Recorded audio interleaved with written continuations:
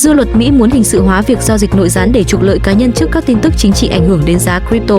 Một nghị sĩ Mỹ đang thúc đẩy dự luật Public Integrity in Financial Prediction Markets Act of 2026 để cấm các quan chức liên bang Mỹ bao gồm nghị sĩ, nhân viên Nhà Trắng, bộ trưởng, quan chức hành pháp sử dụng các thông tin chưa công bố để giao dịch crypto hay cá cược kết quả liên quan đến chính trị trên các nền tảng.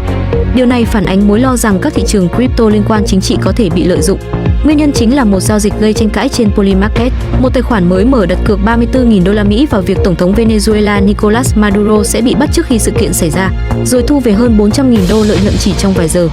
Thời điểm đặt cược xảy ra trước khi thông tin chính thức bị công bố, khiến Quốc hội lo ngại về khả năng giao dịch nội gián ở thị trường này. Để thị trường crypto có thể phát triển và công khai minh bạch, nhiều người ảnh hưởng trong giới đã lên tiếng ủng hộ dự luật này, trong đó CEO Kansi, một nền tảng dự đoán được CFTC cấp phép, đã ủng hộ dự luật, cho rằng giao dịch trên thông tin chưa công bố là tội phi tài chính và nên bị cấm.